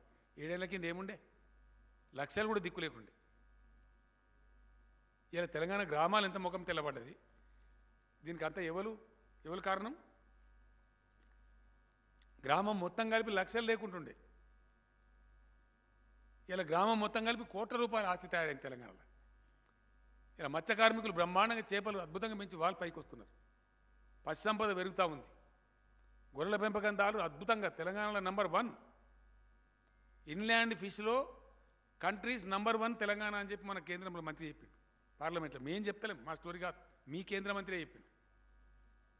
గొర్రెల పెంపకంలో హైయెస్ట్ గొర్రెలు ఉన్న ఈ రాష్ట్రం అంటే రాజస్థాన్ ఉండే ఇంతకుముందు. ఇవాళ నంబర్ 1 తెలంగాణ అని చెప్పి పార్లమెంట్లో సాక్ష్యం మీ మంత్రి చెప్పిండు. ఇదంతా ప్రగతి కాదా? వృత్తి పని వాళ్ళకి లాభం కాదా? వాళ్ళు మంచిగా లేరా? ఈరోజు ఒక గ్రీనరీగా చాలా చేసినాం, పంటల విస్తీర్ణం పెంచినాం, మంచి పవర్ ఇచ్చినాం, అన్ని ఇచ్చినాం. ఇవాళ దుర్మార్గులు ఇలా రాబందుల్లాగా వాళ్ళ మీద పడి, వ్యవసాయ శాఖ మంత్రి గారు పాపమైన ఆవేదనతో చెప్తున్నా, మీరు పంట వేయకండి వారి అని చెప్పిండు. ఎక్కడి నుంచి స్టార్ట్ అయిందండి ఇదంతా? ఒక పనికి మాలినటువంటి అవగాహన లేనటువంటి వ్యక్తి మీ రాష్ట్ర పార్టీ అధ్యక్షుడు వచ్చి మీరు వరే మెడలు వంచి కొనిపిస్తాం, తొడలు వంచి కొనిపిస్తాం అని మాట్లాడి, దాని మీద మేము కేంద్ర మంత్రిని అడిగితే మావాడు బేవకూఫు తప్పు చెప్పిండు అని చెప్పిండు, అవగాహన రాయిచెంతం చెప్పిండు అని చెప్పిండు. నాకే చెప్పిండు డైరెక్ట్. నేను కోపానికి వచ్చినా అట్లా ఎట్లా మాట్లాడినావా నాకు నన్ను కన్సల్ట్ చేయకుండా ఎట్లా మాట్లాడినావు నాకే చెప్పి మీకు కూడా చెప్పిండు మన మంత్రులు పోయినాడు చెప్పి నేను పోయినాడు కూడా చెప్పిండు మా వాళ్ళు అవగాహన రాయిచేస్తారు మా కిషన్ రెడ్డి కేంద్ర మంత్రి కూడా అవగాహన రాయిచేస్తారు మాట్లాడి అని చెప్పిండు ఎస్ అని ఇట్లా మనిషికో మాట చెప్తారా మీరు ఇంత డోకా చేసుకోండి మని మర్యాద పాటిస్తామండి ఒక లెక్కల మర్యాద ఉంటే నీకు మర్యాద ఉంటే మోసం చేసేది నువ్వు ద్రోహం చేసేది నువ్వు రైతులను ముంచేది నువ్వు ఉల్టా మా మీద బదనామా ఇదేం కథ నాకు అర్థం కాదు ఇదెక్కడ కథ ఈ బురిడిగాళ్ళను వీళ్ళని నమ్ముకుంటే మనం శంకరగిరి మాన్యాలు పడతాం ఇవాళ మేము 4 గంటలు క్యాబినెట్లో కంప్లీట్గా చర్చ చేసిన తర్వాత కిషన్ రెడ్డి కూడా చెప్తున్నా కదా ఉప్పుడు బియ్యం కొనం బాయిల్డ్ రైస్ కొనం మరి యాసంగిలో బస్తే పండే చేస్తే వచ్చేదే బాయిల్డ్ రైస్ వేరే రైస్ రానే రాదు రైస్ రాదు ఎంత వస్తుంది 35 కిలోలే వస్తుంది క్వింటాల్ బట్లకు 35 కిలోలే వస్తుంది నష్టపోతాం అనవసరంగా కాబట్టి కేంద్ర ప్రభుత్వం బాయిల్డ్ రైస్ కొనము అని పూర్తి స్థాయిలో ఇక సాధారణ బియ్యం కొంటాం ఘనత వహించిన కిషన్ రెడ్డి ఎంత కొంటారో కూడా చెప్పడు అది లేదు కేంద్ర ప్రభుత్వం బాయిల్డ్ రైస్ కొనము అని మేము పాలసీ మార్చుకున్నామని ఖరాఖండిగా చెప్పినటువంటి దరిమిల ఇలా క్యాబినెట్ సమావేశమై నిర్ణయం చేసినవి ఏంటి అంటే రాష్ట్రం ఏం చేస్తుంది కేంద్ర ప్రభుత్వం ప్రొక్యూర్ చేసేదైతేనే కొనుగోలు కేంద్రాలు పెట్టి తీసుకుంటుంది కాబట్టి యాసంగిలో కొనుగోలు కేంద్రాలు ఉండవు నేను రైతు సోదరులకు క్లియర్గా చెప్తా ఉన్నా వరి ధాన్యం కొనుగోలు కేంద్రాలు ఉండవు కేంద్రం చేతులెత్తేసింది కాబట్టి కేంద్రం తీసుకుంటేనే మనం ప్రొక్యూర్మెంట్ సెంటర్ పెడతాం కేంద్రం తీసుకునే పరిస్థితి ఉందనుకో మనం ఎక్కడ పెట్టుకుంటాం మన గోడౌన్స్ ఉండవు స్టాక్ చేసే పరిస్థితి ఉండదు ఎందుకంటే దాన్ని ధాన్యం పెట్టాలంటే దానికి సిస్టమ్ ఉంటుంది అన్నమాట సైంటిఫిక్గా పెట్టాలి ఆ గోదాములు ఒక ఎఫ్సీఏ దగ్గరనే ఉన్నాయి ఇండియాలో ఎవరి దగ్గర లేవు దేశం మొత్తం ఆహార ధాన్యాలు పంచాల్సిందే వాళ్ళు పబ్లిక్ డిస్ట్రిబ్యూషన్ సిస్టమ్ బాధ్యత ఉన్నదే వాళ్ళ మీద రాజ్యాంగ విహితమైన బాధ్యత వాళ్ళది constitutional responsibility of government of India అంటే బియ్యం పెట్టినా వడ్లు పెట్టినా సైంటిఫిక్గా పెట్టాలా దాన్ని పీరియాడికల్గా ఫ్యూమిగేట్ చేయాలి నిల్వలు ఎట్లా కాపాడాలనే పద్ధతి శాస్త్రీయ పద్ధతులు ఉంటాయి అవి రాష్ట్రాల దగ్గర ఉండయి పీరియాడికల్ ఫ్యూమిగేట్ చేయాలి ట్రీట్ చేయాలి ఎట్లా తీయాలి పద్ధతిగా అదంతా ఎఫ్సీఐ దగ్గర ఉంటుంది ఆ టెక్నాలజీ వేరే దగ్గర ఉండయి మనం నెలలు ఏదో పెట్టగలిగితే మామూలు ట్రాన్సిట్ అరేంజ్మెంట్ కానీ సంవత్సరాల తరబడి నెలల తరబడి పెట్టగలిగే కెపాసిటీ ఏ రాష్ట్రానికి కూడా ఉండదు ఇండియాలో కాబట్టి కేంద్రమే నిటారుగా చేతులెత్తేసింది కాబట్టి రాష్ట్రం ధాన్యం సేకరించే ప్రశ్న ఉత్పన్నం కాదు కొనుగోలు కేంద్రాలు ఉండవు రైతులు ఏమంటారు పాప అమాయకంగా సార్ ముందు చెప్తే మేము వేరే పంట వేసుకుందాం కదా కొంటారేమో అని ఆశపడ్డాము తీసుకుంటారేమో అని ఆశపడ్డాము నేను పేగులదే కదా కొట్టాను నేను స్వయంగా పోయిన 3-4 సార్లు కనీసం 15 సార్లు మన రాష్ట్ర అధికారులు పోయినారు 6 సార్లు మన ఎంపీలు మన మంత్రులు వ్యవసాయ శాఖ మంత్రి గారి నాయకత్వంలో సివిల్ సప్లైస్ మంత్రి గారి నాయకత్వంలో మన మంత్రివర్గం బృందం పోయింది విమానం ఖర్చులు దండుగా అయిపోయినాయి చివరికి నిరాశపడి మళ్ళీ చివరికి ఇప్పుడు ఏం మాట్లాడుతుండ్రు ఈరోజు ఏం మాట్లాడుతాడు ఈ రాష్ట్రానికి చెందిన కేంద్ర మంత్రి నేను పెద్ద సిపాయి కూతురు నేను కేంద్ర మంత్రిని ఎట్లన్నా చేసి కొనిపిస్తా అంటే నువ్వు సిపాయి కొనము బాయిల్ రైస్ కొనము రైస్ ఎంత కొంటామో చెప్పము ఇదా ఇది గొప్పతనమా ఒక కేంద్ర మంత్రి ఒక గొప్పతనమా రాష్ట్ర రైతుల యొక్క బతుకుతో నువ్వు చెలగాట మాడతావా ఇదేం ఆర్గ్యుమెంట్ అండి ఐఎమ్ వెరీ సారీ దీని మీద చిల్లర రాజకీయం మాట్లాడు చెత్త మాటలు మాట్లాడు దీనికి సంబంధం లేని మాట ధాన్యం ఎంత కొంటారా బాబు అంటే నువ్వు హుజురాబాదు తోకబాదు ఇంకో బాదు గదా అని చెత్త ఒకటే దాన్ని మాట్లాడిన మాట విన్నారు కదా మీరు తలా తోక గజువేలట అయిందో దుబ్బాకనట ఇంకేమేమో ఉంది అందులో ముచ్చట తప్ప అదేమి ఒక అర్థవంతంగా జరుగుతున్న చర్చ ధాన్యం మీద కొంటావా కొనవా కొంటే ఎంతో కొంటావు కదా చెప్పమనగా సాదా కాదట నీ ఆహార మంత్రిత్వ శాఖ అడగరాదా నీ ప్రధానమంత్రిని అడగరాదా అడుగు మేము చెప్తున్నాం రైతు బంధుకి ఇంత ఇస్తామని ఇస్తున్నాం బాధపడతా. కరెంట్ 24 గంటలు ఇస్తామన్నాం, ఇస్తున్నాము. కేంద్రం తీసుకున్న నాడు కొంటామని చెప్పినాం, కొన్నాము. కొన్న పైసలు వితిన్ 3 days 4 days బ్యాంకులో వేస్తామన్నాం, వేసినాం. ఇప్పటికి 10,000 కోట్లు నష్టపోయింది రాష్ట్రం. కరోనా టైంలో మక్కలు కొంటే, జొన్నలు కొంటే, జుక్కల్ నియోజకవర్గం, నారాయణఖేడ్ నియోజకవర్గం, నిజామాబాద్లో కొన్ని ప్రాంతాలు వేస్తే విధిలేక కొంటే 10,000 కోట్ల పైకి ఇయ్యాల క్యాబినెట్ లెక్క తెచ్చాడు ఫైనాన్స్ సెక్రటరీ. ధాన్యం కొనుగోలు వల్ల, రైతుల నుంచి కొనుగోలు వల్ల చేసిన ధాన్యం వల్ల ఎక్కువ ధరకు కొనాలి, తక్కువ ధరకు అమ్మాలి. కొనేది అమ్ముడు కూడా పోవు జొన్నలు. ఇంకా దానికి దిక్కుమాలిన తెలివి ఆ వాట్సాప్ యూనివర్సిటీ ఉంటుందా, దానంత పచ్చావతాలు ఇంకోటి ఉండదు బీజేపీ. ఇంత దిక్కుమాలిన దరిద్రం కూడా ప్రచారం అంటే రైతులు పండించేది బాయిల్డ్ కాదు కదనండి అట. రైతులు పండించేది బాయిల్డ్ కాకపోతే ఏం పండిస్తారు? నీ మెదడు బాయిల్ చేయాలన్నా? రైతులట బాయిల్ పండారట, బాయిల్డ్ అట మిల్లర్లకు సంబంధించిందట. రైతు లేని మిల్లర్ ఉంటాడా? మిల్లర్ లేని రైతు ఉంటాడా? రైతు పండించిన ధాన్యం బియ్యం కాకపోతే అమ్ముడు పోతాయా? అసలు నువ్వు ఎఫ్సిఐ తీసుకుంటావా? ఆ బాయిల్డ్ రైస్ పెట్టించిందే ఎఫ్సిఐ, రైస్ మిల్లర్లను ప్రోత్సహించి. మేమంటే మిల్లర్లకు అనుకూలంగా ఉన్నమాట. గింత దిక్కుమాలిన గింత దరిద్రం కూడా ప్రచారం అనంటే నాకు అర్థం కాదు. ఇంత బ్యాంకరప్టా, ఇంత దివాలా కోర, ఇదేం రాజకీయం? ఇది ఎక్కడ దిక్కుమాలిన దరిద్రం కూడా రాజకీయం అండి? ధైర్యంగా సాహసంగా మాట్లాడతాం, ఏదైనా ఉంటే అయితే అవుతుందని చెప్తాం. కాకపోతే ఇప్పుడు నేను చెప్తున్నా ధైర్యంగా, ఎస్ తెలంగాణ బిడ్డగా తెలంగాణ తెచ్చి మీ ఆస్తుల విలువ కోటాను కోట్ల రూపాయలు పెంచి మీకు రైతు బంధు ఇస్తాను, రైతు బంధు ఇచ్చి మేము చెప్తామండి బాజాప్తా. మీకు మంచినీళ్ళు చెప్పితే ఓట్లు అడగా అని చెప్పిన నేను. మంచినీళ్ళు ఇచ్చి చూపించినాం. ఇలా ఇండియాలో ఒకటే రాష్ట్రం ప్రతి ఇంటికి నల్ల నీళ్ళు ఇచ్చేది. ఇదే జానారెడ్డి గారు మాట్లాడండి అసెంబ్లీలో నాకు ఎదురుగా నిలబడి, 24 గంటల కరెంటు కనుక నువ్వు ఇచ్చినట్టయితే నీ గులాబీ కండువ కప్పుకొని తిరుగుతాను. ఆయన కండువ కప్పుకోలేదు వేరే విషయం, కానీ మేము చూపించినాం, ఇచ్చినాం 24 గంటలు. మేము అన్ని టార్గెట్లు సాధించినాం, చెప్పిన ప్రతి ఒక్కటి చేసినాం. మేము మోసం చేయలే, మీలాగా అబద్ధాలు చెప్పలే. ఆ కర్మ మాకు లేదు. ఇలా ఈ చేతగాని దద్దమ్మ కేంద్ర ప్రభుత్వం, సామాజిక బాధ్యతను విస్మరిస్తున్న కేంద్ర ప్రభుత్వం, సామాజిక బాధ్యత నుంచి తప్పించుకొని పారిపోతున్న కేంద్ర ప్రభుత్వం ఉంది కాబట్టి, వాళ్ళ పాలసీలు మార్చుకొని రైతు వ్యతిరేక విధానంలో పోతుంది కాబట్టి మేము బియ్యం కొనుగోలు చేయలేము, వడ్లు కొనుగోలు చేయలేము అని చెప్తున్నాం రైతులకు. మాకు ధైర్యం ఉంది. ఎందుకు? మేము కోరేది మా రైతు నష్టపోవద్దు, పంట వండించి ఆగం కావద్దు. మేము కష్టపడి సాదుకున్నాము, కష్టపడి ఇష్టపడి మంచిగా చేసుకున్నాము. ఇలా మన భూముల విలువలు పెంచుకున్నాము, మన గ్రామాలు కొంచెం తెల్లముఖమై కలకల్లాడుతున్నాయి. మళ్ళీ మిమ్మల్ని దిక్కుమాలిన కేంద్రం మిమ్మల్ని దరిద్రంలోకి నెట్టాలని చూస్తూ ఉంది. కాబట్టి ఈ దిక్కుమాలిన దరిద్ర రాజకీయ బేహార్ల పాలన పడకండి. ఎట్టి పరిస్థితుల్లో కొనుగోలు కేంద్రాలు ఉండవు. యాసంగి పంటకు కొనుగోలు కేంద్రాలు ఉండవు. ఇప్పుడు వర్షాకాలం పంట కేంద్రం హామీ ఇస్తలేదు, 40 లక్షలు దాటలేదు, అయినా కొంటాం.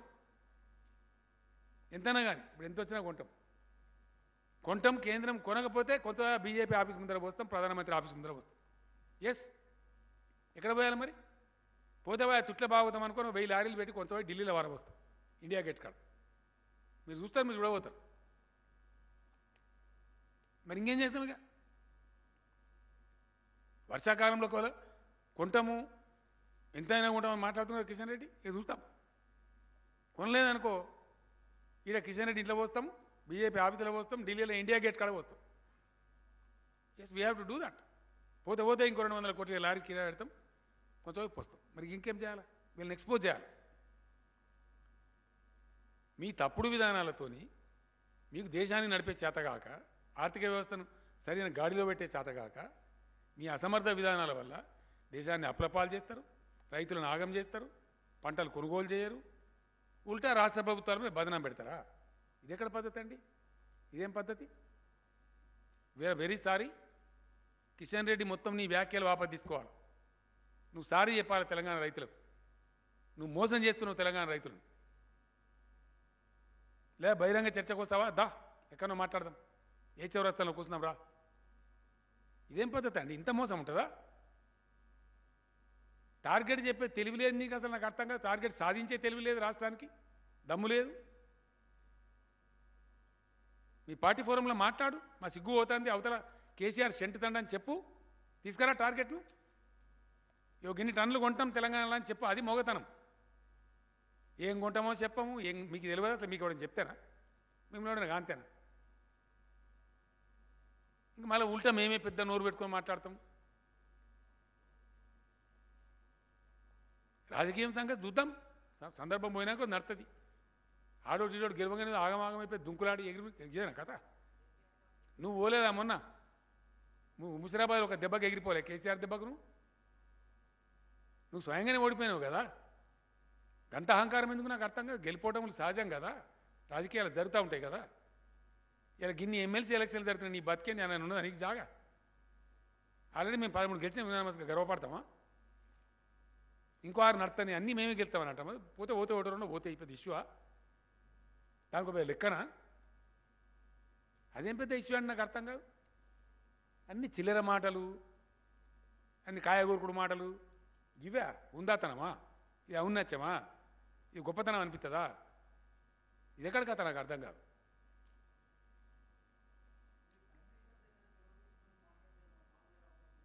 ఏం ప్రైమ్ మినిస్టర్ అంటే ప్రైమ్ మినిస్టర్ చెప్పలేదు అనుకుంటారా మీరు? ప్రైమ్ మినిస్టర్ చెప్పలేదు అనండి, నేను చెప్పలేదని మీరు ఎట్లా అనుకుంటారు? చాలా సందర్భాలు అయిపోయినా, ఒక సందర్భం కాదు. లెటర్లు రాసినాము, ఓపెన్ లెటర్ రాసినాం ధర్నాకెళ్ళి. మొన్న రాసిన లెటర్ ప్రైమ్ మినిస్టర్కే కదా. ఏం రాలే.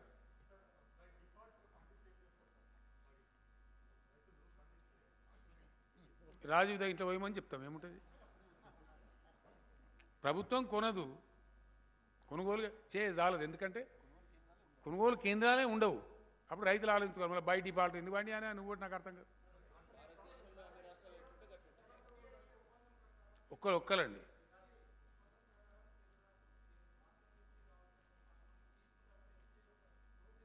ఏం నోట్లేదండి.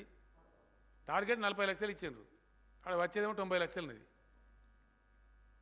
అదేమో నోటు దిక్కుమాలే నోటు ఎవరికి కావాలా? యాసంగి దానికి అసలు లేనే లేదు. యాసంగి దానికి వాళ్ళకి థ్యాంక్స్, వాళ్ళు క్లియర్గా చెప్తున్నారు బాయిల్ రైస్ కొనమని.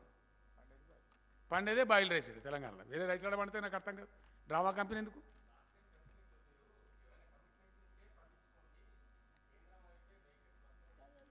నేను ఒక్కటే మాట మళ్ళా చెప్తా ఉన్నా, I will not go back. ఎప్పుడు నేను మాట్లాడినా నాకు 100% స్పష్టత ఉంటుంది. ఈ లంగా మాటలు మాట్లాడలే కేసీఆర్ ఎప్పుడు, అవసరం లేదు నాకు.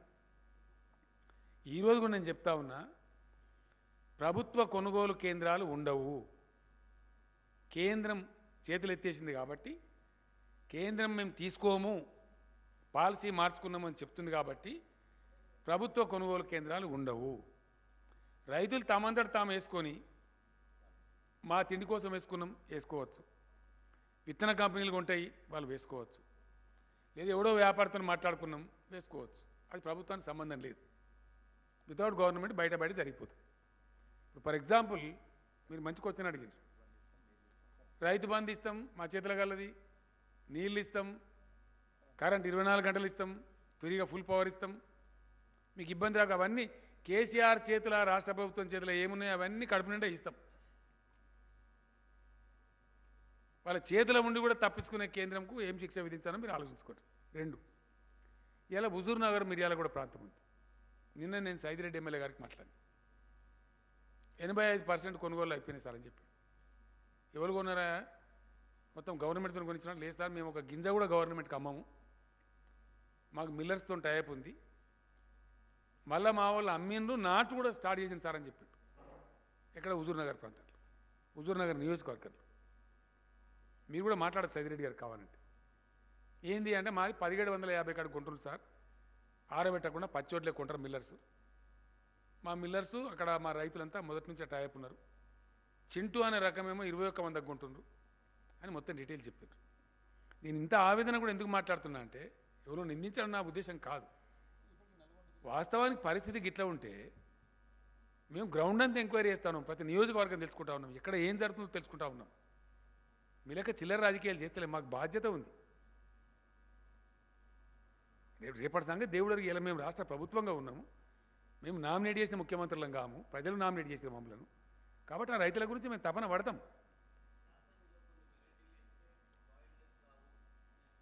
నేనేమంటున్నా అంటే బాయిల్డ్ రైసే అవుతుంది, బాయిల్డ్ రైసే వస్తుంది అనేది మిల్లర్స్ కానీ మొత్తం వ్యాపారులు కానీ ఇంకోరు కానీ చెప్పిన విషయం.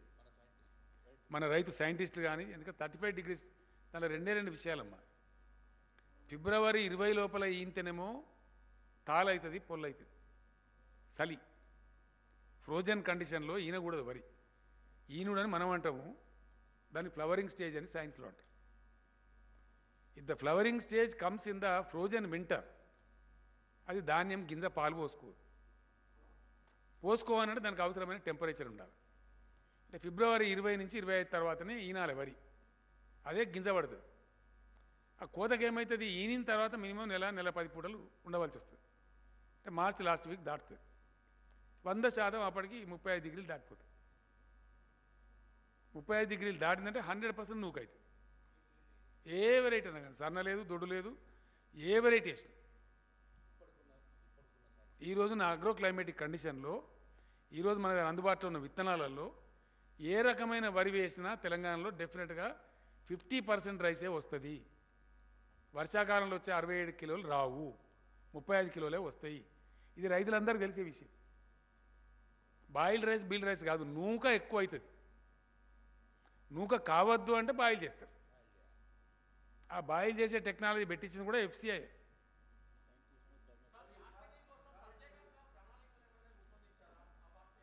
ఇంకా ప్రణాళిక ఎక్కడదండి? ఇక అదే ఆటోమేటిక్, అది రైతుల ఇష్టం కదా, దానికి ఎక్కడ పోవాలా?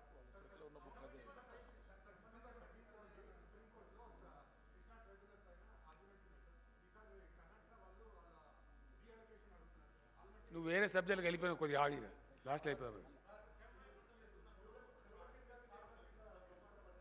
ఏంది నేను ఏమంటున్నా అంటే, అది రైతులు కూడా ఆలోచించుకోవాలి కదా.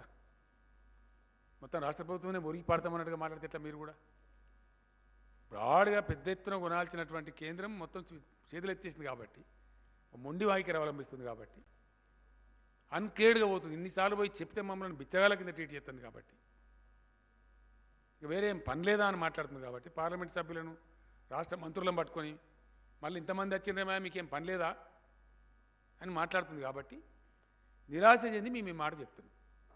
ఇవాళ ఈ రాష్ట్రం నుంచి ప్రాతినిధ్యం వహించే కేంద్ర మంత్రి కూడా ఏం చెప్తాడు? ఏమీ చెప్పడు. 4 ముచ్చట్లు ఏదో కేసీఆర్ని తిట్టి, ఇక మేము బాధ్యత దిగినాం కదా, ఇప్పుడు ఊకోం కదా, ఇక అడుగును నిలదీస్తాం. ఇక ఇదే కాదు, ఢిల్లీలో నిలదీస్తాం, పార్లమెంట్లో నిలదీస్తాం, మొత్తం ఎస్ అన్ని అంశాల మీద కొట్లాడతాం. పవర్ బిల్లుకి మేము వ్యతిరేకం ఉన్నాం, కొట్లాడతాం సీరియస్గా, in the interest of the people of Telangana. అట్లనే ఉత్తరప్రదేశ్లో దళిత అని బిల్లు తెచ్చినప్పుడు ఆడ ఎలక్షన్లు అని చెప్పి మా ఎస్సీ రిజర్వేషన్ వర్గీకరణది పెట్టి చాలా సంవత్సరాలు దాటిపోతూ ఉంది. ఆడ కింద పెట్టుకొని కూర్చున్నారు. మా గిరిజన రిజర్వేషన్ పెంచమని చెప్పి పంపించాం, ఆడ కింద పెట్టుకొని కూర్చున్నారు. Wheel fight. లోక్సభలో రాజ్యసభలో ప్రతిరోజు నిలదీస్తాం. మేమేం పెట్టామండి, రైతు బంధు ఇస్తాం. మేమట్లా రైతులను తిప్పలో పెట్టాం. ధాన్యం కొనుగోలు రాష్ట్ర ప్రభుత్వం చెయ్యదు, ఎందుకంటే కేంద్రం నిరాకరించింది కాబట్టి. ధాన్యం కొన్నా రాష్ట్రం పెట్టుకునే సమర్థ శక్తి రాష్ట్రానికి లేదు, ఆర్థిక శక్తి లేదు, దాన్ని పెట్టే గోదాముల శక్తి లేదు. నేను స్పష్టంగా చెప్తున్నా, దాచుకుంటలేము కదా. ఎక్స్పోర్ట్ చేసే అధికారం మనకు లేదు, మళ్ళీ కేంద్రం పర్మిషన్ ఇవ్వాలి. ఇవన్నీ ఉన్నాయి కాబట్టి కేంద్ర ప్రభుత్వం కొనుగోలు నిరాకరించింది కాబట్టి రాష్ట్ర ప్రభుత్వం కొనుగోలు కేంద్రాలు ఉండవు. వేయదలుచుకున్న వాళ్ళు వాళ్ళ రిస్కు, వాళ్ళు తినడానికి కానీ, వాళ్ళ విత్తన కంపెనీకి కానీ, వ్యాపారులతో ఒప్పందం కానీ ఉంటే వేసుకోవచ్చు, అది వాళ్ళ రిస్క్. కానీ ప్రభుత్వ పాత్ర ఉండదు. ఆటోమేటిక్గా అమ్ముడు పోతేమో వాళ్ళు అమ్ముకోవాలి. అది ఇండియాలో ఏ రాష్ట్రంలో కల్పిస్తారన్నారా? చూపిస్తావా? ఇక కొత్త విధానం మళ్ళా బీజేపీ వాళ్ళని అడుగుని వాళ్ళు సేకరిస్తారేమో. బీజేపీ పాలిత రాష్ట్రాలను అడుగు, నా కేంద్ర మంత్రిని అడుగుండి, ఏమైనా గ్యారంటీ ఇస్తాడేమో. ఇప్పుడు బియ్యం కొనమని అన్నావు కదా, మరి వేరే పంటలు ఎత్తాడో కొంటవా అని అడుగు. ఏదైతే ప్రభుత్వం కదా, కేంద్ర ప్రభుత్వం ఇంత పెద్దది కదా. రైతులకు శాంక్షన్ చేసిన 22.5 కోట్లు చచ్చిపోయిన వాళ్ళకు 750 మందిని చంపారు కదా బీజేపీ ప్రభుత్వం. వాళ్ళకి ఇచ్చే 3 లక్షల చొప్పున ఇచ్చే 22.5 కోట్లను క్యాబినెట్ మంజూరు చేసింది. ఇవాళ ఎవడన్నా బుద్ధినోడు మాట్లాడతాడు ఆయనకు అంత 5 లక్షల రూపాయలు టంచనగా 3 రోజులు వస్తున్నాయి. తెలివినోడు మాట్లాడకొచ్చిన నావే అది ఏమి దిక్కుమాలేదు అందనే బాబు. 60,000 మంది రైతులకు ఆల్రెడీ కొన్ని కోటాను వేల కోట్ల రూపాయలు వచ్చేసినాయి. ఆల్రెడీ 3,000 కోట్ల పైచీలకు వచ్చినాయి. ఎంటైర్ వరల్డ్లో లేదు. సిగ్గుపడాలి ఇట్లా మాట్లాడే పిసగాడిది కొడుకులు ఉంటే వాడు సిగ్గుపడాలి. పిసగాడిది కొడుకే అంటున్నాను నేను, తలకాయలేనోడని. ఈ మస్ట్ బి అన్ ఈడియట్.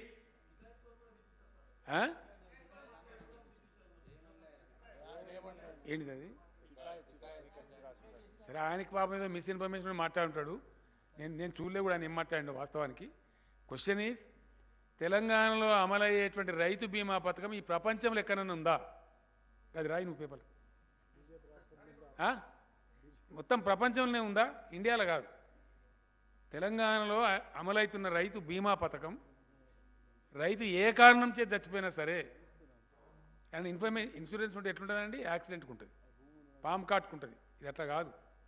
సహజ మరణం సంభవించినా సరే 5 లక్షల రూపాయలు వారం లోపల వాళ్ళ ఖాతాలో పడుతున్నాయి. ఇది తెలంగాణ రైతులకు తెలుసు. ఇది ఎవరో కొక్కిరాయి గారు మాట్లాడితే మేము దాన్ని కేర్ చేయం.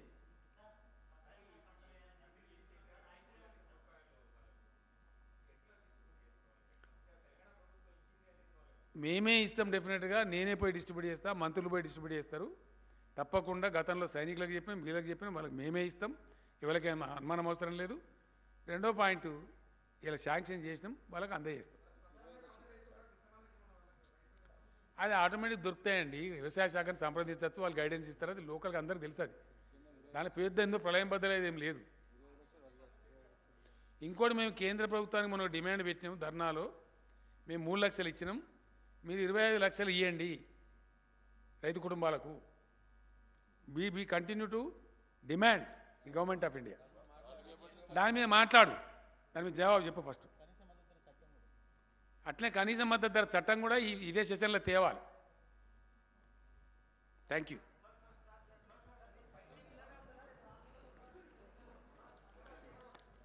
మీకు రూపాయలు చాలా ఉంటాయండి ప్రెస్ కాన్ఫరెన్స్. అన్ని ఒక్క రోజు చేస్తే ఎట్లా? Thank you.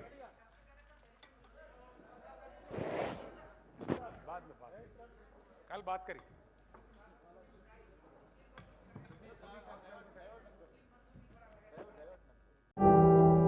Audio Jungle.